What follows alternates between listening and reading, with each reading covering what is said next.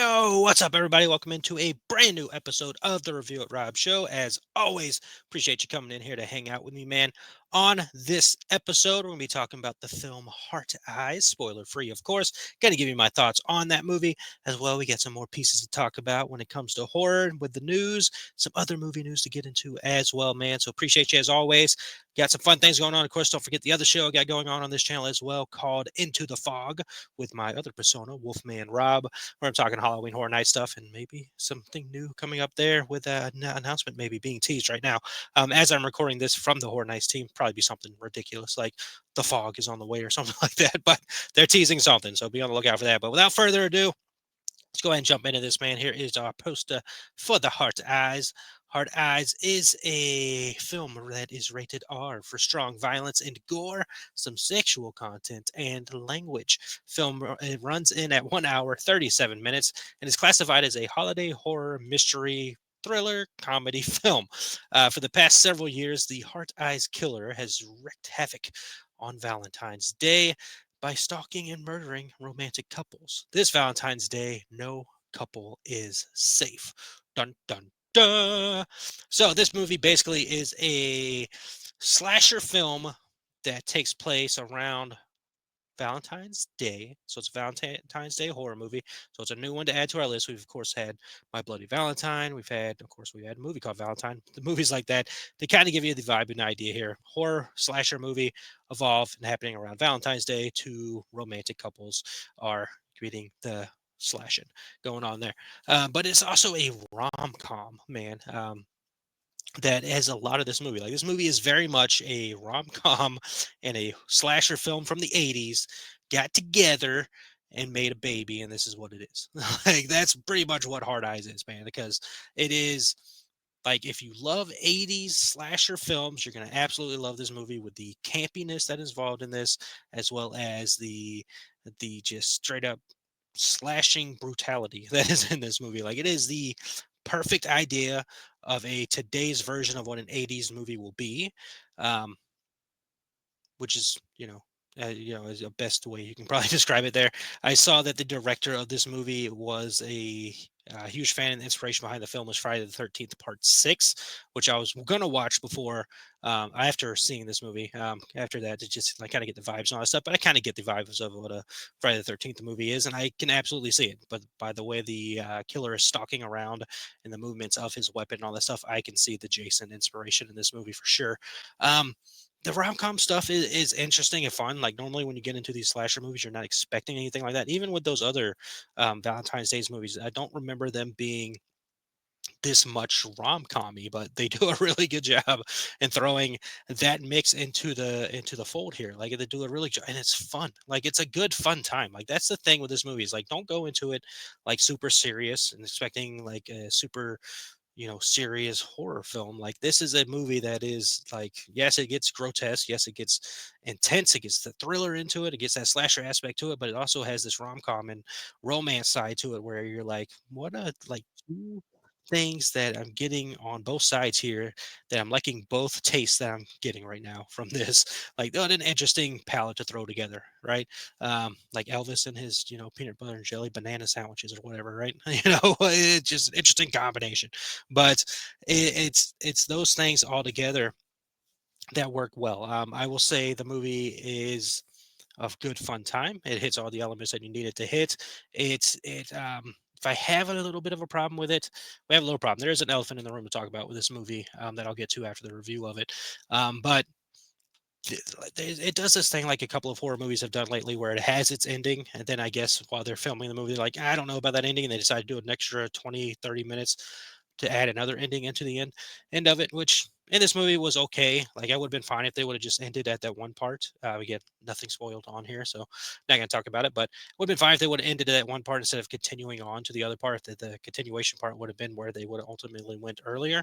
That would have been fine with me, but it doesn't hurt the movie at all. Like, I still enjoyed it a good bit. I liked it a lot. I had a lot of fun with the movie, and all that stuff. And the cast and chemistry in this cast is fantastic, and helps this movie out a lot. So going into our main stars here, I know both of them from other works. I'm a bigger fan of one of them. More than the other, I'll talk about that in a moment. But Miss Olivia Holt, our lead actress in this film, I've been a fan of her since coming across the show Cloak and Dagger a while back.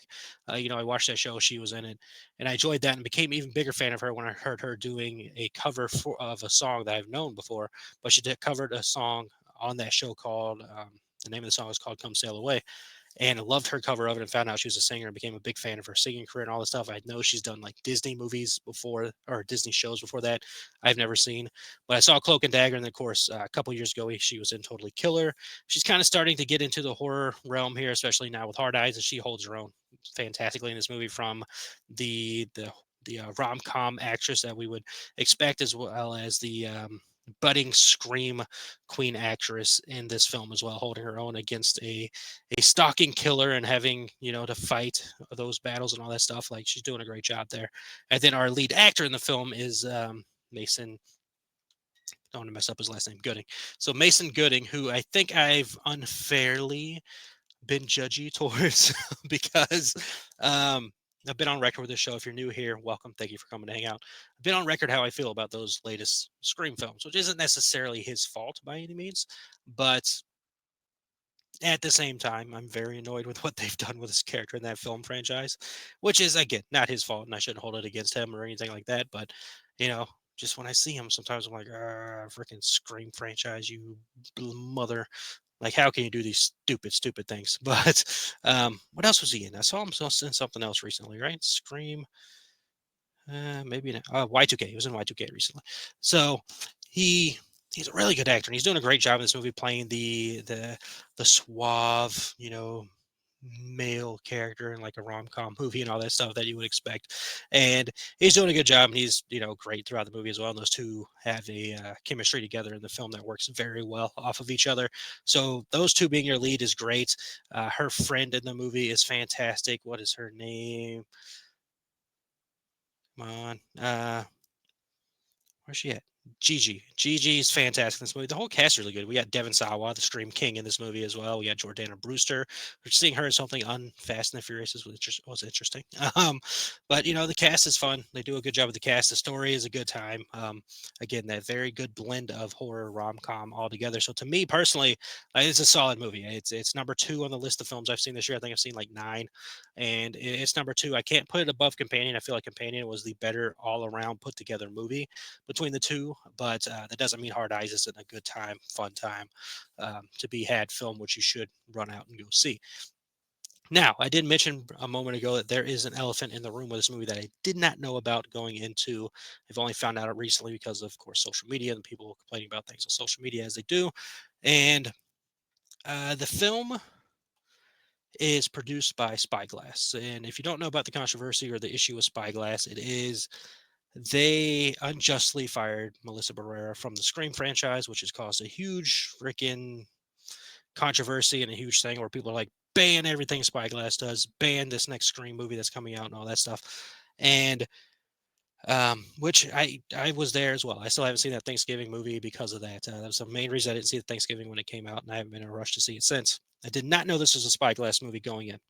With that said, I think at this point, because I love Melissa Barrera and everything she's in. She's gotten to the point like 2 of my favorite top 5 favorite films last year. She was a star of, and she's a good actress. She's a really good actress, and she's an actress to the point on my list of actresses where if I see her name on the bill for this movie, I'm a lot more interested in it all the way because she's in it, and I think the the boycotting of films to support her is not necessarily the way to go in these instances. To support her is to support her films. Go watch Your Monster. Go watch Abigail.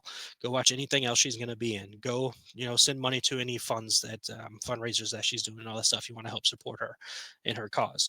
The reason I say boycotting a film isn't necessarily the best thing in the world is yes, you do want to get back at Spyglass because honestly, I'm with you. Fuck them. But it's one of those things where if you're boycotting a movie for them, you're also hurting other people that are involved in this movie, from the director to the cast to the writers to the people that are putting the filming together and the boom man and all the behind the scenes people. Like, you're hurting them in the process of doing that well, which isn't fair to them. Like, for instance, if you're boycotting this movie, then it's going to get bad box office. If it gets bad box office, then it's going to look bad for Olivia and Mason, who are going to be probably have a harder time to get roles because they were just in this movie, it didn't do well. That's obviously their fault, which obviously we know that's not the case, but that's how Hollywood looks at it, especially stupid tabloids. So boycotting a movie because of something, not necessarily the piece. I get it. I'm with you. I don't like them either for what they did to Melissa because it's very unjust and very wrong. And until they apologize to her and bring her back to the Scream franchise or whatever, I'm with you. But boycotting a movie is not the answer. Again, go watch Melissa's stuff, support Melissa's stuff, stream it, throw it out there, watch it as much as possible, do all that stuff. Again, Your Monster last year, fantastic freak movie, highly suggest watching. Abigail, fantastic movie, highly suggest watching those. That doesn't mean you need to boycott the other movies because of that, because obviously it's going to hurt the other things. And while we're in that realm and area, the whole we hate Nev Campbell now, we hate everything that Scream does now. It's not their fault, guys. They're working. They are paid actors to do a job to work. This is how they need to work. Like you got to understand, they need these jobs. So, um, I get it. I get it. But let's stop that. It's your prerogative. You can see a movie, whether you want to see a movie or not. That's fine. But just think about that going in. You're hurting the other people more than just those. Idiots over there at Spyglass. But as for Hard Eyes itself, great movie, fun time, worth your dollar to go see in theaters. You got Valentine's Day coming up, go see it. I know Captain America is coming out next week. That's going to get a lot of attention. I, of course, will be seeing that as well. Don't know if there's anything else coming out next week. I feel like there is another movie next week, maybe, possibly, but that'd be a stretch. But yeah, Captain America's next week. Go see that. Do a double feature with Hard Eyes. Have a good time. Rom com horror. It's the perfect combination, man. Who would have known? Who would have known that a rom com and a horror film could be a fantastic combination? But it absolutely is. So that's my thoughts on Hard Eyes. If you saw it over the weekend, let me know what you're thinking down there in the comments, man. Let's see. Going from there to news. What do we got here? Do we have any Scream news to talk? We do have Scream news to talk about real quick. Let's get it out of the way because it kind of ties in. We'll put it in here. It ties into the fact I was just talking about Scream a moment ago. More casting news for the film as Ethan Embry has joined the cast of Scream 7. Now, Ethan Embry is one of those actors that, again, I pay attention to because he's one of my all-time favorite films, top 3 favorite film of all time, called That Thing You Do. If you haven't seen it, do that thing and go watch it. Like, that thing needs to be watched by you ASAP. Fantastic flipping movie. You're gonna have the soundtrack stuck in your head and playing it for the rest of your life. But he was the bass player in that movie, and anytime I see him in something, like, yes, love Ethan Embry. I like that whole cast I've followed, but Steve Zahn is my main man from that movie, other than Tom Hanks. But Steve Zahn, like, ever since that movie, I see Steve Zahn's name, I'm watching that freaking movie. Top 5 favorite actor for me for sure. Like, That Thing You Do is a movie you need to absolutely see. But Ethan Embry joined the cast, builds it up, man. Again, Scream, how I feel about that franchise. Hopefully they get back to their roots in this movie and all that stuff. But again, give it be nicer to Mason. He's a good actor. McKenna Grace is in this. She's a really good actress. Ethan Embry's now in it, really good actress. Matthew Lillard's back. Nev Campbell's back. We'll see how it goes. Like, we'll see how it all ends up shaking out and all that stuff. But that's fun casting news to say the least. Other bits of news here. Let's see. Since the last time we talked, the Final Destination Bloodlines trailer came out, and if you want to call it that, it felt more like a scene from the movie, if anything. And I saw it again in theaters before Hard Eyes, but it's looks like a Final Destination movie. Like, it looks insane. It looks over the top. Um, but the big news there is that Tony Todd has been confirmed, the legendary actor who sadly we lost recently.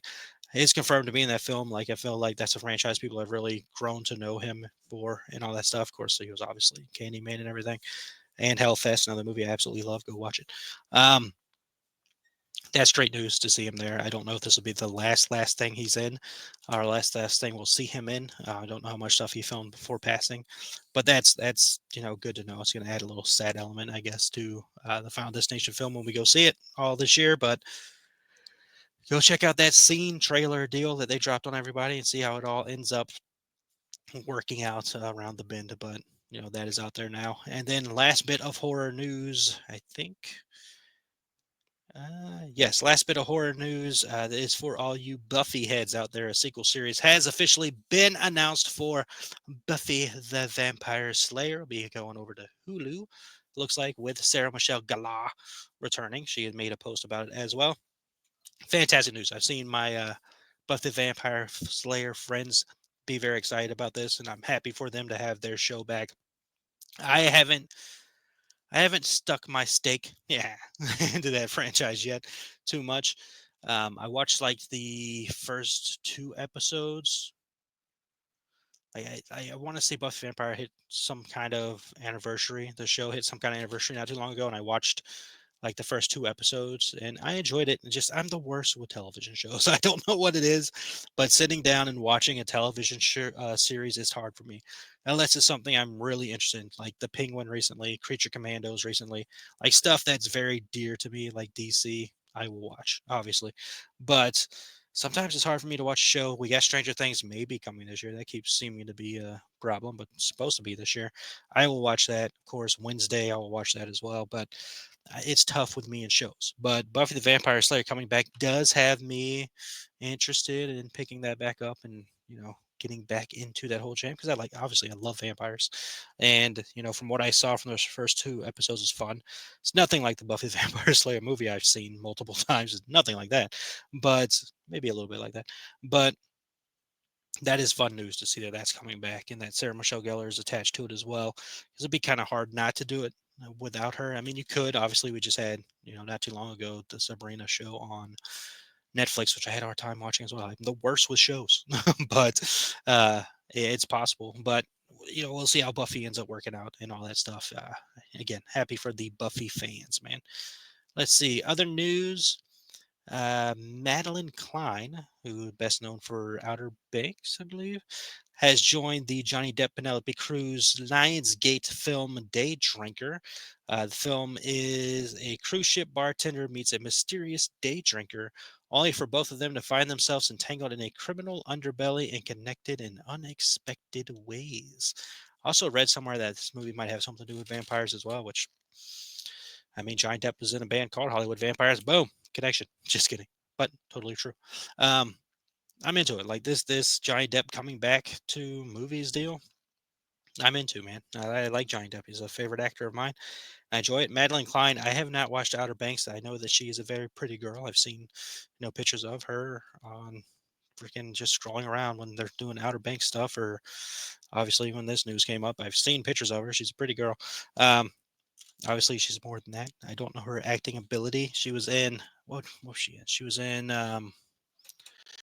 Glass Onion. She was in Glass Onion. She was fine in that. So good for her. Like I mostly, mostly the way that good for her came out was not the way I meant it. But I'm mostly excited that Johnny Depp's getting his career back after that nonsense that went down a couple years ago. But that's the main deal for me. There is that Johnny Depp's back. Let's see. We meant to talk about this earlier. Jurassic World Rebirth dropped his trailer. Did a trailer reaction for that.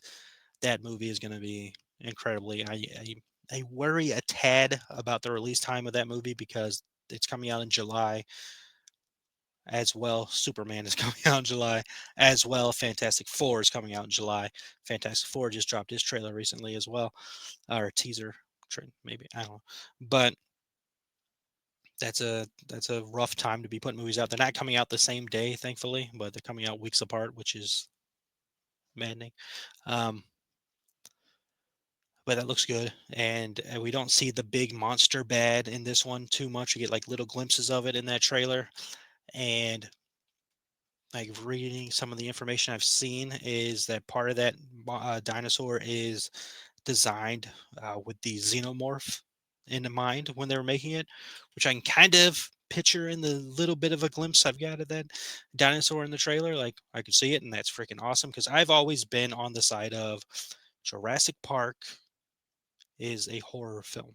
Like those movies are horror films, especially that first movie and Fallen Kingdom. Fallen Kingdom's a mother flipping horror film as well. Like they have those things. Like we consider Jaws a horror movie, Jurassic's horror as well. We consider Predator a horror movie when Predator's a sci-fi film. Jurassic is a horror film as well. So seeing that idea that the xenomorph is part of the design of the new big bad dinosaur in the movie, love it. Absolutely love it, man. And then let's see. Last thing to talk about here is something that I found very interesting. Warner Brothers has released 31 full-length films on their YouTube channel for free. For free. Okay.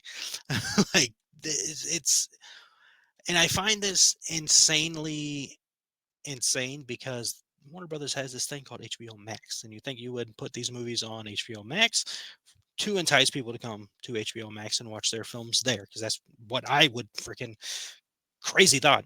But this is what I would think you would want a streaming service for, is for, hey, Warner Brothers films that maybe you have a hard time finding or a hard time ever watching anywhere, right here on HBO Max. Check it out.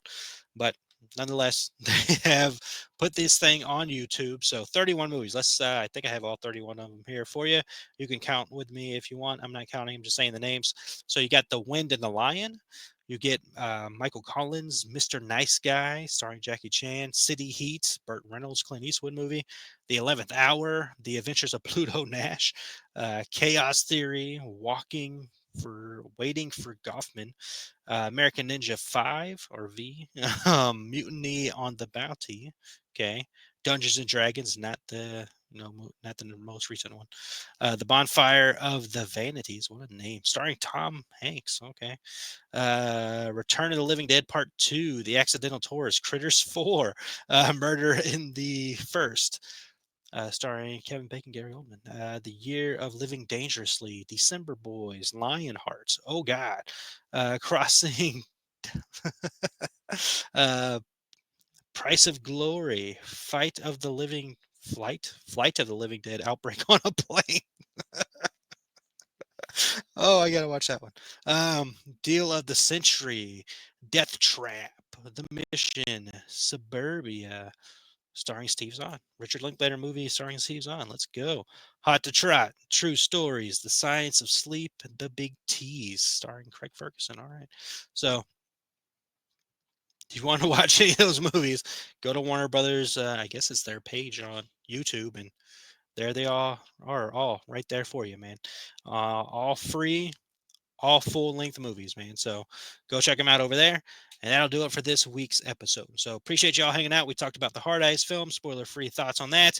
We talked about the elephant in the room with that movie. It's not why it's not right to boycott movies, but you can do whatever you need to do. And we talked news involving Scream, Buffy the Vampire Slayer, Jurassic World, all that good stuff. So appreciate you as always hanging out with me. I love talking about movies and I love doing this show. And I will always appreciate you taking the time to watch this goofball do this show here. So remember, I also have the Into the Fog with Wolfman Rob show, talking about Halloween Horror Nights every week coming out. So you got that stuff going on, as well as this show pretty much every week. So appreciate y'all. And as always, remember to believe in yourself, trust in yourself. You are capable of amazing, amazing, truly amazing things. You matter. You are capable. You are incredible. Trust in yourself. Follow your dreams. You can accomplish them. And as always, remember that happiness can be found even in the darkest of times if one only remembers to turn on the light. Talk to you all next episode.